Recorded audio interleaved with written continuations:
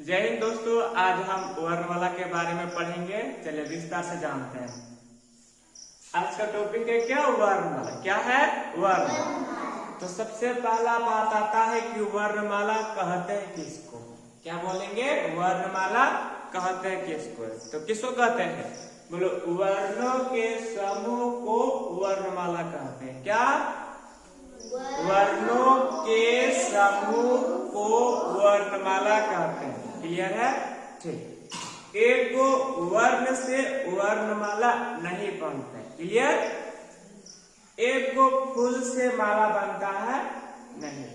एक मोती से माला बनता है? नहीं। जब बहुत सारा मोती या बहुत सारा फूल एक धागा में बारीकी से डालते जाते हैं तो आखिर में एक माला का रूप लेता है कि नहीं लेता है? उस प्रकार ये जो वर्णमाला आज हम पढ़ेंगे वो वर्णों का समूह है। क्या है? वर्णों का समूह है। क्या है? वर्णों का समूह। तो फिर से बोलिए, वर्णमाला किसे कहते हैं? वर्णों के समूह को वर्णमाला कहते हैं। क्या? वर्णों के समूह को वर्णमाला कहते हैं। क्लियर है? फिर अब बात आता है कि वर्णमाला कितने प्रकार का होता है। क्या बात आता है? वर्णमाला कितने प्रकार का होता है? तो बता सकते हो वर्णमाला कितने प्रकार का? 2 प्रकार का। कितने प्रकार का? 2। वर्णमाला कितने प्रकार का? 2। वर्णमाला कितने प्रकार का? 2 प्रकार का। बोलो, पहला में क्या है? स्वर वर्ण। क्या? क्या? स्वर वर्ण। दूसरे नंबर में व्यंजन वर्ण। दूसरे नंबर में व्यंजन वर्ण। ठीक। वर्णमाला किसे कहते हैं? तो वर्णों के समूह को वर्णमाला कहते हैं। फिर से बोलिए, वर्णों के समूह को वर्णमाला कहते हैं। फिर से बोलिए, वर्णों के समूह को वर्णमाला कहते हैं। वर्णमाला कितने प्रकार के होते हैं? 2 प्रकार। क्या क्या? स्वर वर्ण और व्यंजन वर्ण। क्या क्या? स्वर वर्ण और व्यंजन वर्ण। ठीक। अब बात आता है कि स्वर वर्ण कहते किसको है, व्यंजन वर्ण कहते किसको है? बात आता है कि नहीं आता है?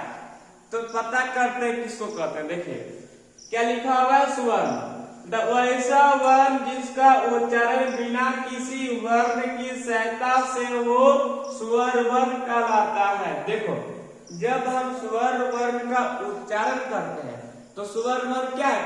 ओ, आ, हसई, दुर्गा, ये सब क्या है? स्वर वर्ण। क्या है? क्या है?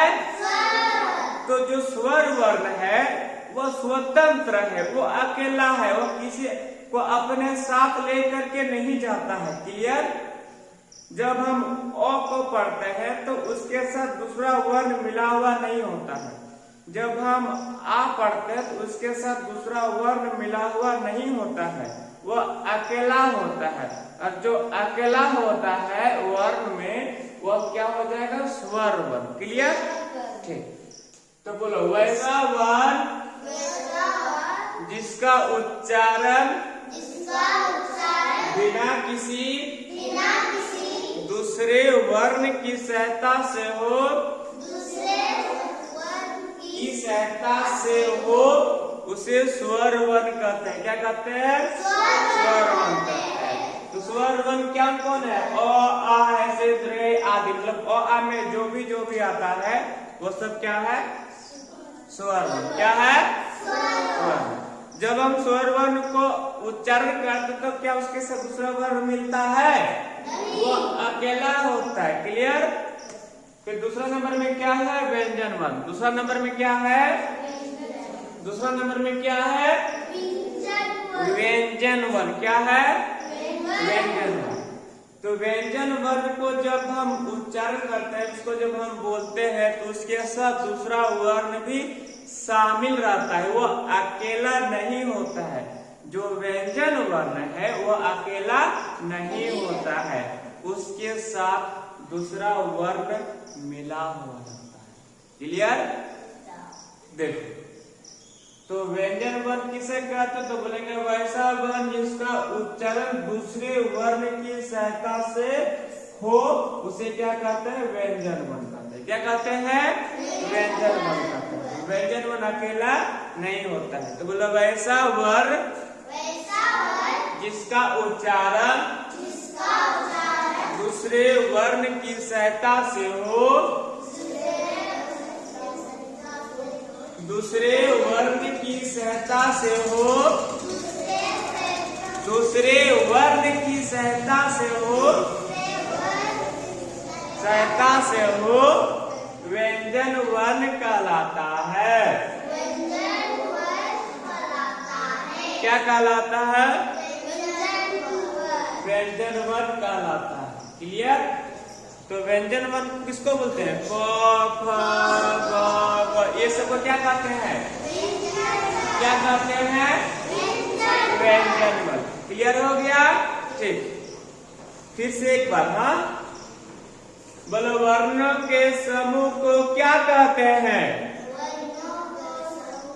अरे जवाब देना है, क्या कहते हैं? वर्णमाला। क्या कहते हैं? वर्णों के समूह को क्या कहते हैं? वर्णों के समूह को क्या कहते हैं? वर्णमाला कितने प्रकार का? वर्णमाला कितने प्रकार का? वर्णमाला कितने प्रकार का? क्या क्या? स्वर वर्ण, व्यंजन वर्ण। फिर से बोलो।